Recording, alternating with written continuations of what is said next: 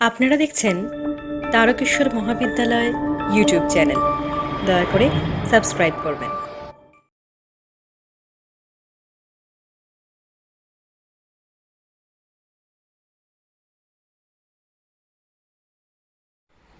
প্রিয় ছাত্রছাত্রীরা, আশা করি তোমরা খুব ভালো আছো। তোমাদের সকলকে তারকেশ্বর মহাবিদ্যালয়ের ইউটিউব চ্যানেলে বাংলা ভাষা ও সাহিত্যের ক্লাসে স্বাগত জানাই। আজ আমরা একাদশ শ্রেণীর একটি কবিতা লালন ফকিরের লেখা বাড়ির কাছে আরশিনগর এটি আলোচনা করব। কবিতাটি আলোচনার পূর্বে আমরা সাধক কবি লালন ফকির সম্পর্কে এবং তার সাধন পদ্ধতি সম্পর্কে দু এক কথা প্রথমে জেনে নিই। লালন ফকির জাতপাত, ধর্ম, সংস্কার, ভেদাভেদ মানতেন না। তিনি জাতপাত ধর্মের অনেক ঊর্ধ্বে মানুষকে প্রাধান্য দিয়েছেন, মানবতা প্রতিষ্ঠা করতে চেয়েছেন। তার গানে জাতের নামে যে বজ্জাতি, সেই জাতের নামে বজ্জাতি দেখে তিনি বারবার ব্যথিত হয়েছেন। তাই তার গানে কখনো কখনো আমরা শুনি, সব লোকে কয় লালন কি জাত সংসারে, লালন বলে জাতের কিরূপ, দেখলাম না তা এ নজরে। তারপরে তিনি বলছেন এমন ভাবেই যে বামন চিনি পইতে প্রমাণ, বামনি চিনি কি উপায়, কিংবা সুন্নত দিলে হয় মুসলমান, নারীর তবে কি হয় বিধান। এভাবেই জাত নিয়ে তিনি বারবার প্রশ্ন তুলেছেন। জাতপাত, ভেদাভেদ, সবকিছুর ঊর্ধ্বে যে মানবতা, তাকে তিনি প্রতিষ্ঠা করতে চেয়েছেন তার গানে। শুধু জাতপাত ভেদাভেদ নয়, তিনি তার গানে মানব মহিমা প্রতিষ্ঠা করতে গিয়ে বলছেন, মানব জন্ম যে সবকিছুর সার, সে কথা বলতে গিয়ে বলছেন, এমন মানব জন্ম আর কি হবে, মন যা করো তরায় করো এই হবে। এইভাবে তিনি মানব মহিমা প্রকাশ করেছেন তার গানে। আর তার গানের আরেকটি বিশেষ ভাবনা আমরা যদি লক্ষ্য করি তাহলে দেখব, লালন ফকির দেহের মধ্যেই মনের মানুষের অনুসন্ধান করার কথা বলেছেন। তিনি বারবার দেখাতে চেয়েছেন, মন্দির, মসজিদ, তীর্থে ভগবান থাকেন না। ভগবান বা আল্লাহ বা বাউলের মনের মানুষ যিনি, তিনি থাকেন এই মানব দেহের মধ্যেই। এই মানব দেহের মধ্যেই যদি তাকে অনুসন্ধান করা যায়, তবেই তার দেখা মেলা সম্ভব। এটা বারবার তার গানের মধ্যে বলছেন।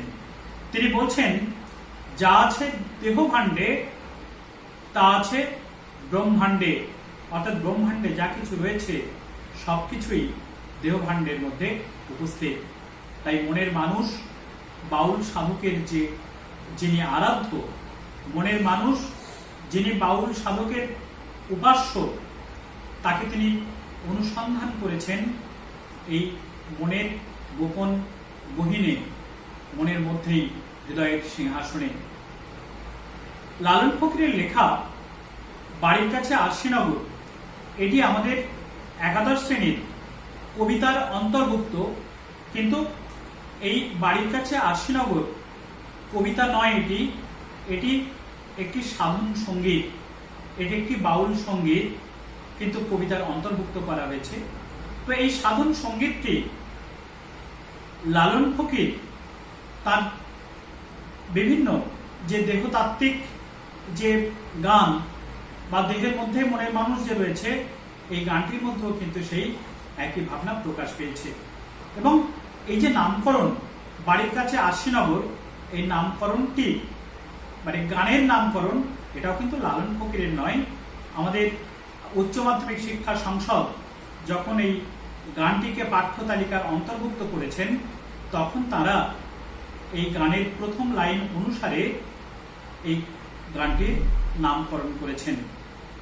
লালন ফকিরের এই গানটি গ্রহণ করা হয়েছে যে মূল গ্রন্থ থেকে, সেটি অন্নদাশঙ্কর রায়ের লালন ফকির ও তার গান এই বই থেকে এই গানটি সংগ্রহ করা হয়েছে। অর্থাৎ মূল গ্রন্থ যদি বলে বা কোন গ্রন্থ থেকে বাড়ির কাছে আরশিনগর এই গানটি সংকলিত হয়েছে এমন প্রশ্ন আসলে আমাদের উত্তর হবে এটি লালন ফকির ও তার গান অন্নদাশঙ্কর রায়ের লেখা এই যে বই, এই বই থেকে এই গানটি সংকলিত হয়েছে। লালন ফকিরের গানে বারবার মনের মানুষের জন্য যে ব্যাকুলতা ধরা পড়েছে, দেহের মধ্যেই যে মনের মানুষ রয়েছে এবং তাকেই বারবার বাউল সাধক তাকে স্পর্শ করার চেষ্টা করেছেন গানের মধ্য দিয়ে, তাকে ধরার চেষ্টা করেছেন গানের মধ্য দিয়ে, সেটা আমরা বাউল গানের মধ্যে প্রত্যক্ষ করি, আমাদের পাঠ্য গানটির মধ্যেও আমরা সেটি প্রত্যক্ষ করব। চলো আমরা একবার শুনে নিই লালন ফকির কিভাবে তার মনের মানুষকে গানের মধ্যে দিয়ে তিনি অনুসন্ধান করেছেন, মনের মানুষের জন্য তার যে ব্যাকুলতা, মনের মানুষের জন্য তার যে আকুলতা, মনের মানুষের কাছে পৌঁছানোর তার যে গভীর আকাঙ্ক্ষা, কিভাবে বাড়ির কাছে আরশিনগর এই সাধন সঙ্গীতটিতে প্রকাশিত হয়েছে, চলো আমরা তা একবার শুনে নিই। আমার বাড়ির কাছে আরশিনগর, সেথায় এক পড়শি বসত করে। আমার বাড়ির কাছে আরশিনগর, সেথায় এক পড়শি বসত করে। আমি একদিনও না দেখিলাম তারে, আমি একদিনও না দেখিলাম তারে। আমার বাড়ির কাছে আরশিনগর, সেথায় এক পড়শি বসত করে। গ্রাম বেরিয়ে অগাধ পানি, ও তার নাই কিনারা নাই তরণী পারে। গ্রাম বেরিয়ে অগাধ পানি, ও তার নাই কিনারা নাই তরণী পারে। আমি বাঞ্ছা করি দেখবো তারে, বাঞ্ছা করি দেখবো তারে, কেমনে সে গাই যাই রে। আমার বাড়ির কাছে আরশিনগর, সেথায় এক পড়শি বসত করে। বলবো কি সেই পড়শির কথা, ও তার হস্ত পদ স্কন্ধ মাথা নাই রে। বলবো কি সেই পড়শির কথা, ও তার হস্ত পদ স্কন্ধ মাথা নাই রে। ও সে ক্ষণিক থাকে শূন্যের উপর, ক্ষণিক থাকে শূন্যের উপর, ক্ষণিক ভাসে নিরে। আমার বাড়ির কাছে আরশিনগর, সেথায় এক পড়শি বসত করে। পড়শি যদি আমায় ছুত, আমার জম যত না যেত দূরে। পড়শি যদি আমায় ছুত, আমার জম যত না যেত দূরে। আবার সে আর লালন একখানি রয়, সে আর লালন একখানি রয়, লক্ষ যোজন ফাঁকরে, তবু লক্ষ যোজন ফাঁকরে। আমার বাড়ির কাছে আরশিনগর, সেথায় এক পড়শি বসত করে। আমি একদিনও না দেখিলাম তারে, আমি একদিনও না দেখিলাম তারে। আমার বাড়ির কাছে সেথায় এক পড়শি বসত করে। বাড়ির কাছে আশিনগর এই সাধন সঙ্গীতটির দুটি অর্থ রয়েছে। এর ভাষা বা গানটির ভাষা কিছুটা বোঝা যায়, আবার কিছুটা বোঝা যায় না। অনেকটা প্রহেলিকা ধর্মী এই গানটির ভাষা, অনেকটা আলো আঁধারি ভাষায় লেখা এই সাধন সঙ্গীতটি। তাই এই সাধন সঙ্গীতটির অন্তর্নিহিত অর্থ বোঝার আগে আমরা এই সঙ্গীতটির আপাত বাহ্যিক অর্থ সেটি প্রথমে বুঝে নিই। আমরা লাইন ধরে ধরে এই কবিতাটির বাহ্যিক অর্থ কি সেটা একবার দেখার চেষ্টা করি। বাড়ির কাছে আশিনগর এই সঙ্গীতটি শুরু হচ্ছে এভাবেই, আমি একদিনও না দেখিলাম তারে, আমার বাড়ির কাছে আশিনগর ও এক পড়শি বসত করে। অর্থাৎ এক ব্যক্তি তিনি দুঃখ করে বলছেন, আমি একদিনের জন্যেও আমার বাড়ির কাছে যে আশিনগর নামে গ্রাম রয়েছে, সেই গ্রামে যে আমার এক প্রতিবেশী রয়েছে, আমি সেই প্রতিবেশীকে, যিনি বাস করছেন আমার পাশের গ্রামে, তাকে একদিনের জন্য আমি তাকে দেখতে পেলাম না। তারপরে লাইন হচ্ছে এমন, গ্রাম বেরিয়ে অগাধ পানি, ও তার নাই কিনারা নাই তরণী পারে, আমি বাঞ্ছা করি দেখব তারি, আমি কেমনে সে গায়ে যাইরে। অর্থাৎ ওই ব্যক্তির মনে বড় আক্ষেপ, তার বাড়ির পাশে আশিনগর, সেই গ্রামে যে পড়শি বসত করে, সেই পড়শির গ্রামে যে তিনি যাবেন তা সম্ভব হচ্ছে না। কারণ সেই পড়শির গ্রামের চতুর্দিকে ঘিরে রয়েছে অগাধ জলরাশি, আর সেই জলরাশির কোনো সীমা পরিসীমা নেই। আর সেই জলরাশি যে তিনি অতিক্রম করবেন, সেই অতিক্রম করতে গেলে যে জলযান বা যে তরণীর প্রয়োজন, সেই তরণী তার নেই। কিন্তু তবু তার বাঞ্ছা, তবু তার ইচ্ছা, তিনি তার পড়শি যে গ্রামে রয়েছে, যে গাঁয়ে রয়েছে, সেই গ্রামে যাবেন, কিন্তু সে গাঁয়ে তিনি যেতে পারছেন না। এটাই তার মনোবেদনা, এটাই তার মনের আক্ষেপ।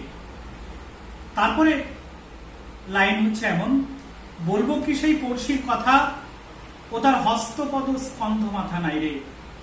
অর্থাৎ ওই ব্যক্তি আরো জানাচ্ছেন, তার প্রতিবেশী, তার যিনি প্রতিবেশী, সেই প্রতিবেশীর কথা বলার মতো তেমন কিছু নেই, এবং তার প্রতিবেশী, তার হাত পা কাঁধ মাথা কোনো কিছু তার নেই, তবু ওই ব্যক্তি সেই পড়শিকে দেখার জন্যে ব্যাকুল হয়ে উঠেছেন।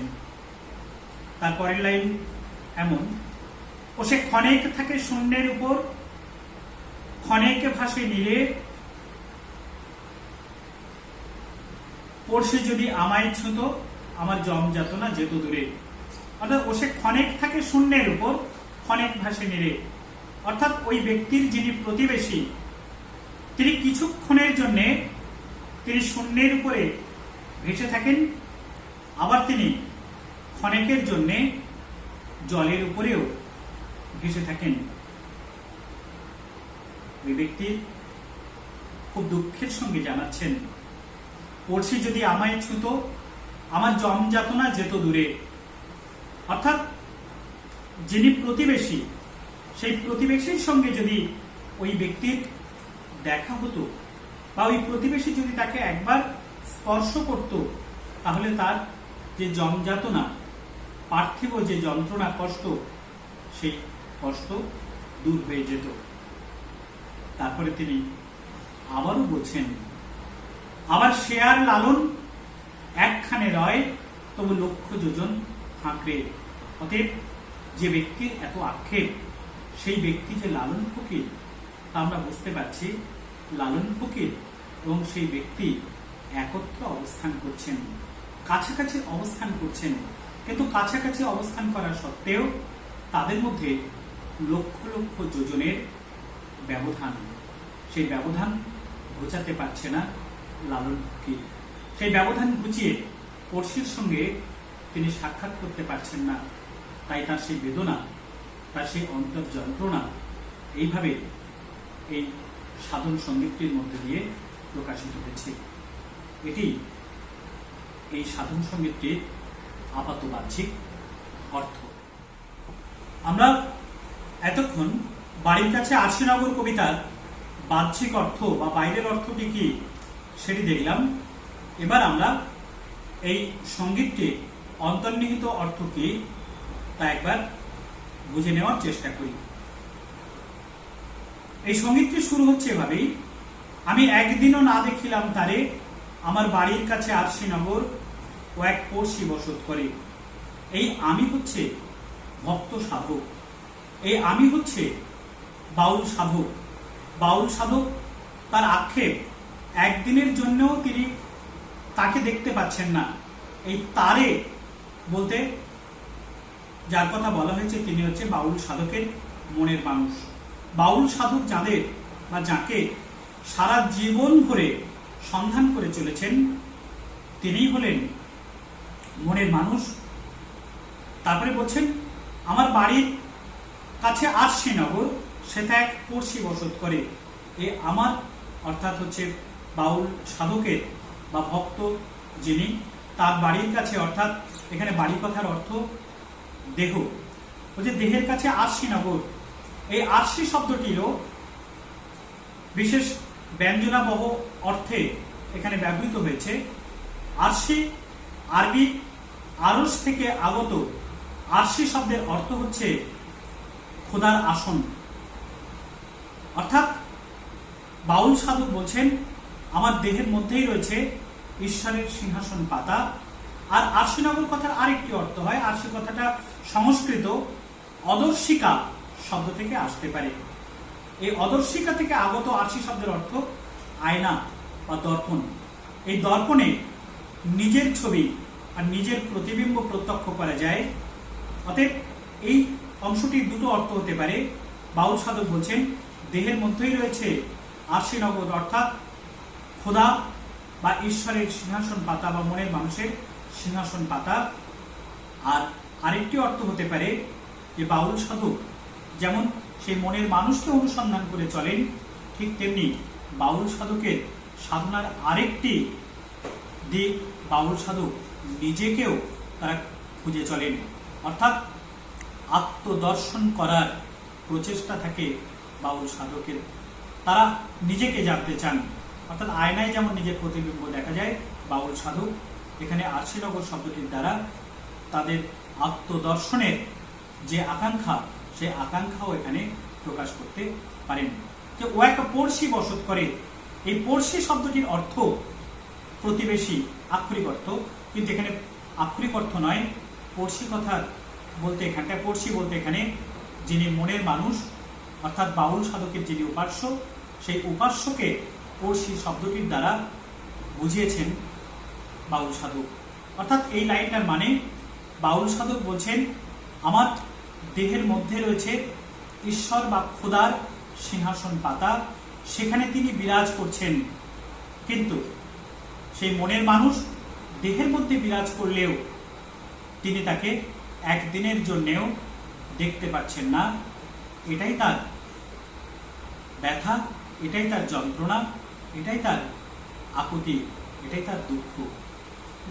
তারপরে বলছেন এরকম ভাবে, গ্রাম বেরিয়ে অগাধ পানি ও তার নাই কিনারা নাই তরণী পারে, আমি বাঞ্ছা করি দেখবো তারি কেমনে সে গায়ে যাইরে।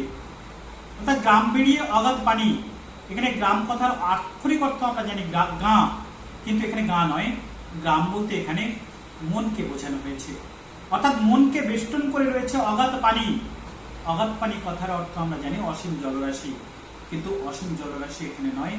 অগাধ পানি মানে হচ্ছে আমাদের যে পার্থিব লোভ, লালসা, কামনা, বাসনা, কুচিন্তা, কুপ্রবৃত্তি, যার কোনো সীমা পরিসীমা নেই, তাকেই বাউল সাধু অগাধ পানি এই রূপক অর্থের মধ্য দিয়ে, এই রূপক শব্দের মধ্য দিয়ে তিনি প্রকাশ করেছেন। অর্থাৎ বাউল সাধকের মনকে বেষ্টন করে রয়েছে লোভ লালসা, কামনা বাসনা, কুচিন্তা, কুভাবনা, যার সীমা পরিসীমা নেই, যা অগাধ। তারপরে বলছেন কিন্তু এই যে লোভ লালসা কামনা বাসনা, এটাকে অতিক্রম করার জন্যে যে তরণী প্রয়োজন, অর্থাৎ তরণী কথার অর্থ হচ্ছে নৌকা, কিন্তু এখানে নৌকা নয়, যার সাহায্যে উত্তীর্ণ হওয়া যায়, অর্থাৎ এখানে সাধন, ভজন, জপ, তপ, মন্ত্র, তন্ত্র, এই সব কিছু। বাউল সাধক তারা সাধারণ সাধকের মতো নয়, তারা মন্ত্র, তন্ত্র, জপ, ধ্যান, পূজা অর্চনা কিছুই জানে না, অর্থাৎ যেগুলোর মধ্য দিয়ে মনের মানুষের কাছে, ঈশ্বরের কাছে পৌঁছানো যায়, তা তাদের নেই, তা তাদের অজানা। তাই দুঃখ করে বলছেন যে আমাদের মনকে বেষ্টন করে রয়েছে সীমাহীন লোভ লালসা কামনা বাসনা, তাকে অতিক্রম করার মতো মন্ত্রতন্ত্র সাধন ভজন আমাদের কোনো কিছু জানা নেই। আমি বাঞ্ছা করি দেখব তারি, আমি কেমনে সে গায়ে যাই রে। কিন্তু বাউল সাধকের বাঞ্ছা অর্থাৎ আকাঙ্ক্ষা, তার মনের মধ্যে যে মনের মানুষ রয়েছে, সেই মনের মানুষের সঙ্গে দেখা করা, মনের মানুষকে দর্শন করা, কিন্তু তিনি পারছেন না, কারণ ওই লোভ লালসা কামনা বাসনা তার মনকে এমনভাবে ঘিরে রয়েছে, তার পক্ষে সেগুলো অতিক্রম করা সম্ভব হচ্ছে না। তাই বাউল সাধু তার গানের মধ্য দিয়ে তার অন্তরের যে বেদনা, সেই বেদনাকে এভাবে ভাষায় প্রকাশ করেছেন। তারপরে বলছেন যে বলবো কি সেই পড়শির কথা, ও তার হস্তপদ স্কন্ধ মাথা নাই রে। বলবো কি সেই পড়শির কথা, অর্থাৎ বাউল সাধক, পড়শি কথার অর্থ তো আমরা বলেছি মনের মানুষ, অর্থাৎ বাউল সাধকের যিনি ঈশ্বর, মনের মানুষ, সেই মানুষ অধর চাঁদ বলছে তার কথা বলার মতো সাধ্য এই ভক্ত বাউলের, সাধক বাউলের নেই। কারণ জীবের পক্ষে যিনি পরমাত্মা, জীবের পক্ষে যিনি সর্বশক্তিমান, জীবের পক্ষে যিনি বিশ্ব ব্রহ্মাণ্ডের মালিক, তার স্বরূপ ব্যাখ্যা করা অসম্ভব। কিন্তু স্বরূপ ব্যাখ্যা করতে তিনি যতই ব্যর্থ হন, কিন্তু তিনি এটা জানেন তার যিনি মনের মানুষ, তার যিনি অন্তরের দেবতা, তার যিনি অধর চাঁদ, তার যিনি অচিন পাখি, যার সন্ধানে সারা জীবন ধরে তারা সাধনা করে চলেছেন, তিনি হস্তপদ স্কন্ধ মাথা কোনো কিছুর অধিকারী নন, অর্থাৎ তিনি অরূপ, তিনি নিরাকার, তিনি রূপহীন। বাউল সাধক এই নিরাকার মনের মানুষের সাধনা করেন, তাদের মনের মানুষ এমনই নিরাকার। বাউল সাধক এবার বলছেন ও সে ক্ষণেকে থাকে শূন্যের উপর, আবার ক্ষণেকে ভাসে নীরে, অর্থাৎ যিনি মনের মানুষ, যিনি বিশ্ব ব্রহ্মাণ্ডের সৃষ্টিকর্তা, তিনি ক্ষণিকের জন্যে শূন্যের উপর ভাসমান থাকেন, অর্থাৎ মহাশূন্যের বা মহাবিশ্বের যে মহাকাশ, যে মহাশূন্য, সেটাও সৃষ্টি করেছেন এই বিশ্ব ব্রহ্মাণ্ডের সৃষ্টিকর্তা মনের মানুষ। তাই তিনি তার সৃষ্টির মহাশূন্যে ক্ষণিকের জন্য বিরাজ করেন, আবার তিনি কখনো তার সৃষ্ট যে জল, সেই জলের উপরেও তিনি ভাসমান থাকেন। অর্থাৎ মনের মানুষ বা ঈশ্বর বা বাউলের অধর চাঁদ বা দয়াল চাঁদ বা অচিন পাখি, তিনি বিশ্ব ব্রহ্মাণ্ডের কর্তা। মহাবিশ্বের মহাকাশটাও তার সৃষ্টি, এই জলময় বা যে জলাশয় বা জলাভূমি, সেটাও তার সৃষ্টি, আবার এই স্থলভাগও তার সৃষ্টি। তাই এই মনের মানুষ ইচ্ছা করলে তিনি সর্বত্র বিরাজ করেন, তিনি জলে, স্থলে, অন্তরিক্ষে, তার যখন যেখানে ইচ্ছা তিনি তখন সেখানে বিরাজ করেন। আবার বাউল সাধকের মনের মধ্যে অর্থাৎ হৃদয়ের মধ্যেও তিনি বাস করেন, অর্থাৎ সেটা তার স্থলে বসবাস করা। এইভাবে জলের স্থলে অন্তরিক্ষে সেই মনের মানুষ বিচরণ করেন, অবস্থান করেন, এটি বাউল সাধক জানেন। তারপরে বলছে পড়শি যদি আমায় ছুঁতো, আমার জম যাতনা যেত দূরে। পড়শি অর্থাৎ মনের মানুষ যদি বাউল সাধককে স্পর্শ করত, বা মনের মানুষ বা অধর চাঁদ বা ঈশ্বর তিনি যদি এই জীবকে একবার স্পর্শ করতেন, জীব যদি একবার তার সঙ্গে মিলিত হতে পারত, বাউল সাধক যদি তার সঙ্গে একবার মিলিত হতে পারতেন, তাহলে তার সঙ্গে মিলিত হতে পারলে পার্থিব যে জম যাতনা অর্থাৎ পার্থিব যে মৃত্যু ভয়, মৃত্যু যন্ত্রণা, যে যন্ত্রণাকে আমরা সর্বাধিক যন্ত্রণা বলে মনে করি, সেই যন্ত্রণা থেকে তিনি মুক্তি পেতেন। অর্থাৎ বাউল সাধক বা জীব মনের মানুষের সঙ্গে মিলিত হলে তার পার্থিব দুঃখ, কষ্ট, যন্ত্রণা সবকিছু থেকে তিনি মুক্তি পেতেন, এমনকি মৃত্যু ভয় থেকেও তিনি নিষ্কৃতি পেতেন। তাই বাউল সাধক আকুল হয়ে তার মনের মানুষের অনুসন্ধান করে চলেছেন এই পার্থিব বন্ধন থেকে, এই পার্থিব লোভ লালসা থেকে, এই পার্থিব জ্বালা যন্ত্রণা থেকে, এই পার্থিব মৃত্যু ভয়, মৃত্যু যন্ত্রণা থেকে মুক্তি পাওয়ার জন্য মনের মানুষের সঙ্গে মিলিত হওয়ার জন্য উদ্গ্রীব হয়ে উঠেছেন। পরের লাইনে বলছেন, আবার শেয়াল লালন একখানে রয় তবু লক্ষ যোজন ফাঁকড়ে। এতক্ষণে আমরা বুঝতে পারলাম যিনি তার মনের আকুতির কথা, তার মনের ব্যথার কথা, তার মনের ব্যাকুলতার কথা বলছিলেন, তিনি আর কেউ নন, তিনি সাধক লালন ফকির। তিনি বলছেন, বাউল সাধক লালন ফকির বলছেন যে তিনি এবং তার মনের মানুষ একখানে রয়, অর্থাৎ একখানে রয়েছেন। অর্থাৎ বাউল সাধকের দেহের মধ্যেই রয়েছে মন, আর মনের মধ্যেই রয়েছে ঈশ্বরের সিংহাসন পাতা, ঈশ্বর সেখানে বিরাজ করছেন। অতএব তারা দুজনে অতি নিকটে অবস্থান করছেন। তবু লক্ষ যোজন ফাঁকড়ে, এত কাছাকাছি অবস্থান করা সত্ত্বেও বাউল সাধক এবং তার মনের মানুষ এত কাছাকাছি অবস্থান করা সত্ত্বেও তারা একে অপরের কাছে পৌঁছাতে পারছেন না। একে অপরের কাছে পৌঁছাতে পারছেন না একটাই কারণে, কারণ বাউল সাধকের যে মন, সেই মনকে বেষ্টন করে রয়েছে অগাধ জলরাশি স্বরূপ লোভ লালসা, কামনা বাসনা, কুচিন্তা, কুপ্রবৃত্তি, কুভাবনা।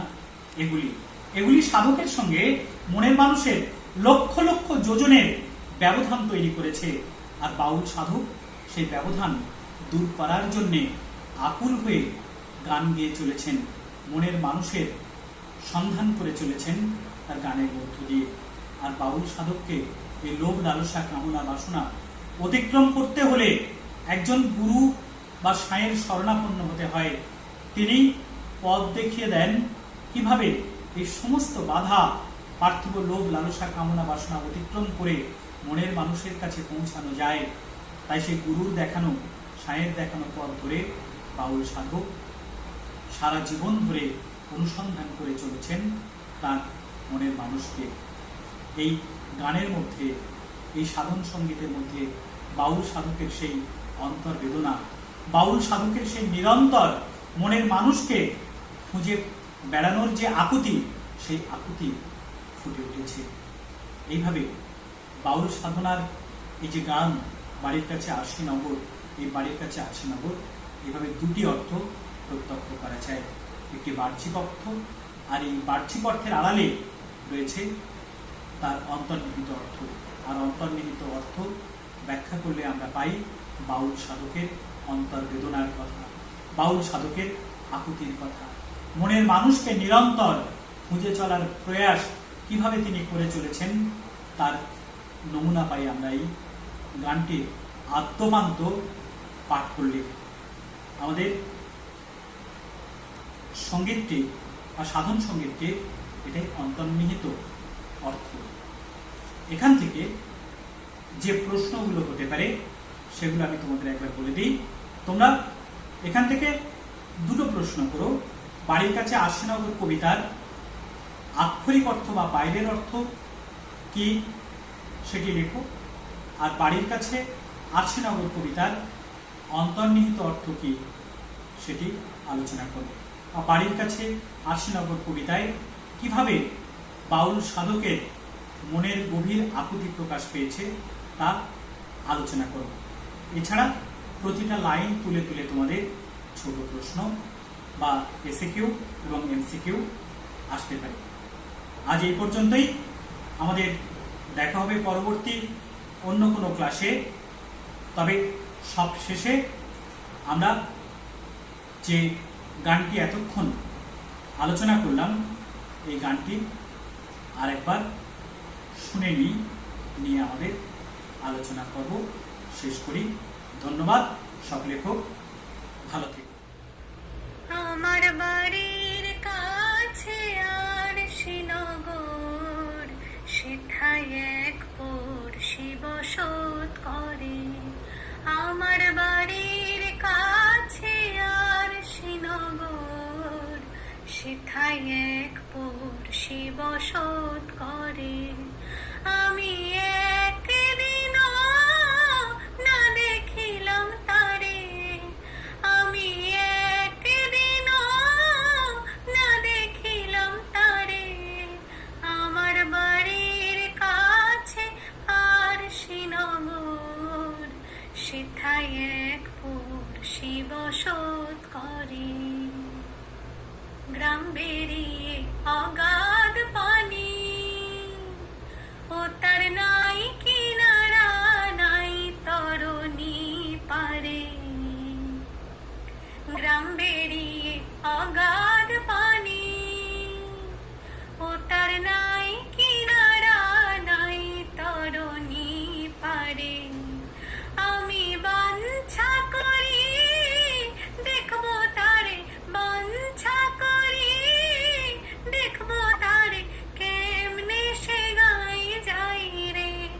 আমার বাড়ির কাছে আর শ্রীনগর, সেথায় এক পড়শি বসত করে।